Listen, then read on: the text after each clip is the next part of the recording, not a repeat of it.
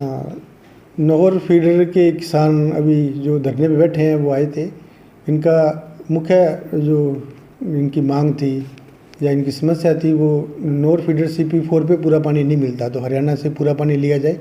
हरियाणा में जो हमारी नहर फीडर हरियाणा पोर्शन में आती है उसकी जो स्ट्रेंथनिंग की जाए जिससे वो पूरा पानी चले। अभी पूरा पानी हरियाणा नहीं ले पाता है।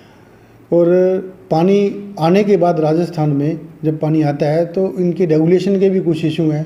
नहर की सफाइयों से रिलेटेड भी इशू हैं। नहर में बहुत कई जगह पे पेड़ खड़े हैं, उसको भी उखाड़ने की या उनको साफ़ करवाने की ज़रूरत है। उन सभी बिंदुओं पे चर्चा हुई, जिसके अंदर विभाग कुछ बिंदुओं पे ऑलरेडी काम कर रहा है। तो किसानों को पूरा पानी कैसे मिले और समय पे पानी मिले, इसके विभाग पूरा प्रयासरत है। सौहार्दपूर्ण वातावरण में मीटिंग हुई तो किसानों से भी हमने आग्रह किया कि आप अपना जो अमन राशन है उसको ख़त्म करिए। विभाग पूरा आपके लिए काम करेगा और हम अपने काम में पूरा प्रयास करेंगे कि इनको पूरा पानी मिले।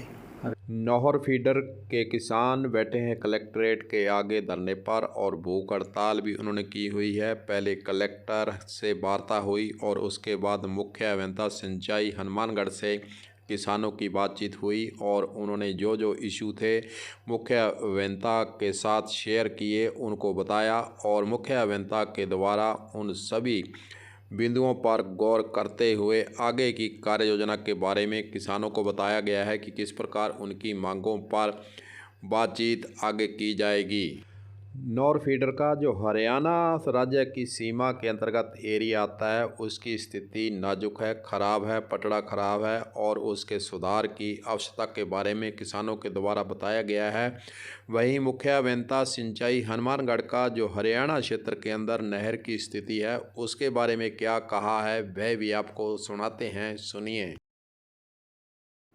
उसके नहर फीडर जो हरियाणा पोर्शन में है उसके लिए सेंटर से भी एक कमेटी बनी थी। उस कमेटी ने भी इसका विजिट किया था और राजस्थान ने अपना पक्ष रखते हुए उसमें कहा था कि पूरा नहर फीडर जो 226 क्यूसेक किया उसमें पूरा हमारा जो शेयर है 300 क्यूसेक उसी में ही लिया जाए। तो उसमें उसकी स्ट्रेंथनिंग का और उसकी कैपेसिटी बढ़ाने का भी प्रस्ताव उस कमेटी को दिया था।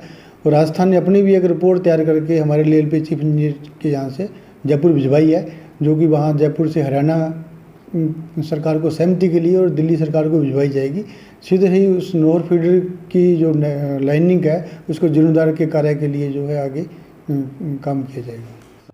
नौहर बादरा में पानी चोरी का मुद्दा अहम मुद्दा बना हुआ है और FIR भी दर्ज होती है और किसानों के द्वारा एक FIR के बारे में बताया गया कि पटरी के अंदर पाइप लगी सिंचाई विभाग ने पकड़ी थी और उस पर केस भी किया गया, लेकिन पुलिस के द्वारा उस पर FIR लगा दी गई। और किसानों ने यह भी कहा कि इस प्रकार जो सिंचाई विभाग के द्वारा स्वयं नहर के अंदर पाइप लगी हुई पाई गई थी उसकी FIR फिर कैसे लगी, यह भी मुद्दा आज की इस वार्ता के अंदर उठा है।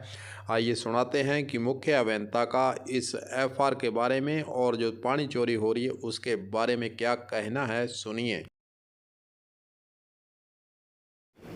नहीं, देखिए, विभाग जो है इनका काम है पानी चोरी पकड़ना और प्रॉपर जो है उसका आभासी रिपोर्ट जहाँ नहर को नुकसान, सरकारी संपत्ति को नुकसान पहुंचा है उसके आधार पर FIR दर्ज करवाना और पुलिस विभाग अपनी कार्रवाई करके उनके आगे जो इस तरह के जो लोग हैं पानी चोरी करते हैं या नहर को नुकसान पहुंचाते हैं उनके खिलाफ कार्रवाई पुलिस विभाग द्वारा की जाती है।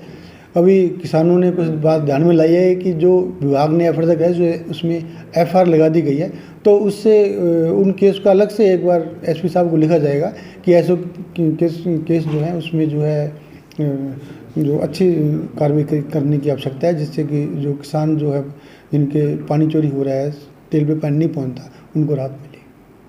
मुख्य अभियंता सिंचाई के साथ जो किसानों प्रतिनिधिमंडल की बातचीत हुई थी बिंदुवार उस पर चर्चा की गई और बिंदुवार उनको बताया गया कि किस प्रकार सिंचाई विभाग के द्वारा किसानों की समस्या को हल किया जाएगा। हरियाणा सरकार से बातचीत की जाएगी, वहां नहर का दौरा भी किया जाएगा और राजस्थान सरकार से भी पूरी रिपोर्ट इस संबंध में भेजी जाएगी।